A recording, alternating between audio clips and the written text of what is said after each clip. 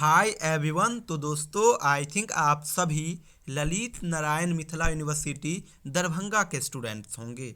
और देखिए आंसर को किस प्रकार से लिखे कि हमें यूनिवर्सिटी एग्जामिनेशन में अच्छे मार्क्स मिले, इसके ऊपर आज की इस वीडियो में हम लोग बात करेंगे। स्पेशली आंसर राइटिंग के ऊपर ही ये वीडियो होगा। तो चलिए वीडियो शुरू करते हैं। अब सबसे पहले मैं आपको ये क्लियर कर दूं कि कुछ स्टूडेंट्स का कहना है कि यूनिवर्सिटी एग्जामिनेशन में आप जितने अधिक पेज आंसर लिख करके आओगे उतने ही अधिक मार्क्स मिलेंगे। लेकिन मैं आपको कहना चाहूँगा कि पेज भरने से कभी भी अच्छे मार्क्स नहीं आते।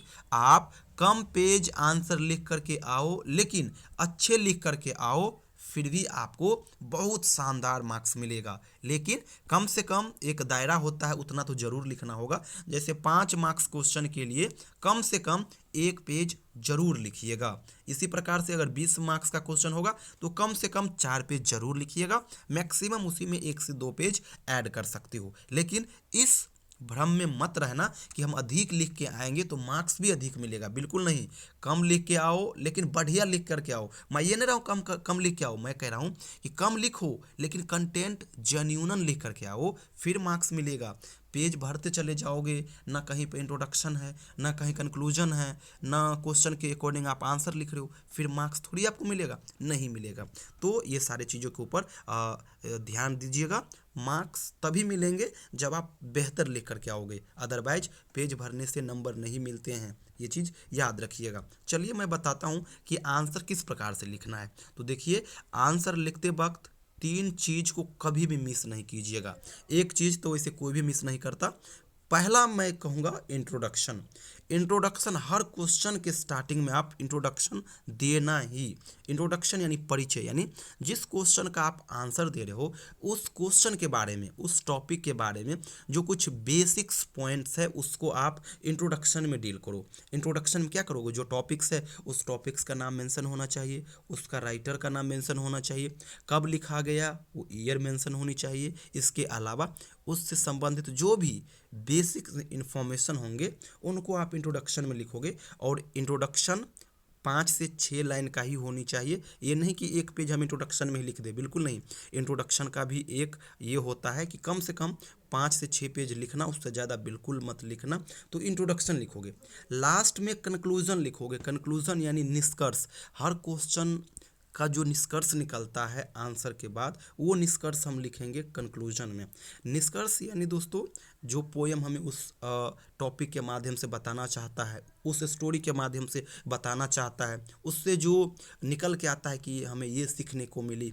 तो जो मेन चीज़ होता है निष्कर्ष, उससे निकल के आता है कि एक्चुअली में हम इस टॉपिक को पढ़ा तो हमें ये सीखने को मिला, राइटर हमें ये करने के लिए कहते हैं। तो आप कंक्लूजन को लिखोगे लास्ट में। बीच में क्या करोगे, जो क्वेश्चन का डिमांड है, जो क्वेश्चन पूछ रहा है उस क्वेश्चन का ऑथेंटिक आंसर आप लोग बीच में लिखोगे। शुरू में इंट्रोडक्शन, लास्ट में कंक्लूजन, और बीच में लिखोगे क्वेश्चन का डिमांड। और इस बीच वाले पोर्शन में आप डायग्राम को मिस बिल्कुल मत करिएगा। जहाँ पे आपको लगे कि डायग्राम आ सकता है तुरंत डायग्राम क्रिएट करिए। इस प्रकार से आंसर लिखिएगा तो बेहतर मार्क्स आपको मिलेगा। डायग्राम के अलावा पॉइंट्स वाइज आंसर को लिखिए। जैसे कोई चीज़ लिख रहे हैं उसका आप फीचर्स लिख रहे हैं, कैरेक्टरिस्टिक लिख रहे हैं, तो वहाँ पे आप डायग्राम का यूज कीजिए। फीचर्स का यूज कर रहे हैं तो वहाँ पे आप पॉइंट्स वाइज आंसर को लिखिए। डायग्राम रहेगा, पॉइंट्स वाइज आंसर रहेगा, फिर आपका हैंड राइटिंग अगर अच्छा रहेगा तो आंसर बेहतर दिखने में लगेगा। और जब आंसर आपका बेहतर रहेगा तो मार्क्स ऑटोमेटिकली अच्छे आएंगे। इसीलिए हर एक चीज़ के ऊपर काम करिएगा। हैंड राइटिंग जितना अधिक से अधिक बेहतर हो जरूर करिएगा। हैंड राइटिंग अच्छा रहेगा, नंबर भी अच्छे आएंगे। हैंड राइटिंग के साथ साथ हर क्वेश्चन का जब आप आंसर देना तो उनका पहला पेज को आप लोग बेहतर बनाने का कोशिश करना, यानी आंसर को इम्प्रेसिव बनाने का कोशिश करिएगा। क्योंकि जब आंसर इम्प्रेसिव होगा ना तो एग्जामिनर हर पेज को नहीं चेक करता, वो पहले पेज को सही से जांचते हैं। फॉर एग्जांपल आप ही देख लो ना, जब आप कोई न्यू टॉपिक पढ़ते हो तो आप बढ़िया से पढ़ते हो, लेकिन फिर जैसे जैसे उस टॉपिक में आगे बढ़ते चले जाते हो, आपका जो है ना समझने का जो तौर तरीका होता है वो थोड़ा डाउन हो जाता है, एक्साइटमेंट डाउन हो जाती है। सेम यही चीज़ है, एग्जामिनर हर पेज को नहीं जांचता, हर क्वेश्चन का जो पहला पेज होता है आंसर का, उनको वो लोग जांचते हैं, उतना समय नहीं मिलते। तो अगर आप सही से आंसर लिखे रहेंगे, पहले पेज को एग्जामिनर देखेगा, उसको लगेगा कि अरे इंट्रोडक्शन भी दिया हुआ है, क्वेश्चन का डिमांड भी मेंशन है, डायग्राम भी बनाया हुआ है, आंसर पॉइंट वाइज में भी है, हैंड राइटिंग भी अच्छा है, फिर आपको बहुत अच्छे मार्क्स देंगे। और कुछ बेसिक चीज़ है जिसको आप लोग स्किप बिल्कुल मत करिएगा। जैसे कि आप आंसर दे रहे हैं, अगर आपको कोई वर्ड्स कीवर्ड्स दिखे, तुरंत उसको अंडरलाइन कर दीजिएगा। इन्वर्टेड कॉमा में डालने वाला कोई वर्ड्स होगा, तुरंत उसको अंडरलाइन करके इन्वर्टेड कॉमा में डाल दीजिएगा। थोड़ा भी चाट, जैसे मान लीजिए कोई चीज़ आप पढ़ आंसर दे रहे हो और वहाँ पे आंसर में आप लिख रहे हो कि ये 3 भागों में बटा हुआ है, तो तुरंत उस चीज़ को लिख करके 3 इस प्रकार से डायग्राम बना दीजिए और तीनों टाइप को इस प्रकार से डील कर दीजिए। यानी जहाँ पे भी थोड़ा भी संभावना दिखे कि यहाँ पे डायग्राम बन सकता है, चार्ट बन सकता है, तुरंत बना दीजिए। आपको लग रहा होगा कि यूनिवर्सिटी एग्जामिनेशन में ये अच्छा नहीं रहेगा, ये तो लोग यूपीएससी में करते हैं, लेकिन मैं आपको बता दूं आप करिएगा। हम भी जब स्टूडेंट्स थे मिथिला यूनिवर्सिटी में तो यही करते थे, हम कभी भी 20 मार्क्स वाले सवाल में भी कभी भी 3 पेज से ज़्यादा लिख करके नहीं आए, लेकिन एक ही चीज़ पे काम करते थे, कम ही लिखेंगे लेकिन बहुत शानदार लिख करके आएंगे। 20 मार्क्स का सवाल होगा, 5-5 मार्क्स करके ही हमें देगा, तो 15 मार्क्स तो हमें मिल ही जा रहे हैं 3 ही पेज लिखने में। बहुत तो 5 पेज भी लिखेंगे फिर भी 15 मार्क्स नहीं मिलेगा, क्योंकि थोड़ी ना कि 20 मार्क्स का सवाल है तो 15 मिल ही जाएगा, बिल्कुल नहीं। तो इसीलिए कम पेज लिखो, लेकिन आंसर बेहतरीन लिखो। अगर एक्यूरेसी आपका ठीक है, आंसर अगर आप स्पीड में लिखते हो, फिर 4 पेज भी लिखो 20 मार्क्स के क्वेश्चन में, नो डाउट, कोई दिक्कत नहीं है। स्पीड अगर आपके पास है तो एक क्वेश्चन के लिए जो 5 मार्क्स का होगा उसके लिए आप 1.5 पेज भी लिख सकते हैं। अगर एवरेज है तो कम से कम 1 पेज लिखना होगा। तो दोस्तों यही चीज़ पे काम करिएगा। स्टार्टिंग में इंट्रोडक्शन जरूर दीजिएगा, इंट्रोडक्शन 5 से 6 लाइन का होना चाहिए, उस टॉपिक से संबंधित बेसिक इंट्रोडक्शन इसमें आ जाएंगे।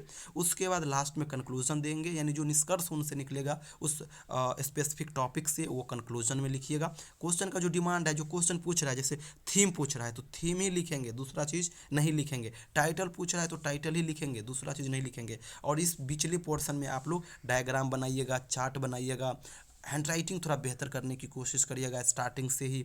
जहाँ पे इन्वर्टेड कॉमा आए इन्वर्टेड कॉमा डालिएगा, जहाँ पे अंडरलाइन आनी चाहिए अंडरलाइन डालिएगा, जहाँ पे भी चार्ट डायग्राम बन सके उसको तुरंत बनाइएगा, छोड़िएगा मत। तो ये सारा चीज़ करिएगा।